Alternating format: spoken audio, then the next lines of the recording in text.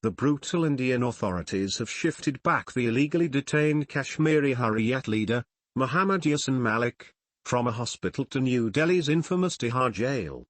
Yasin Malik was admitted to the hospital on July 26 after his health condition deteriorated in the jail where he was on a hunger strike unto death.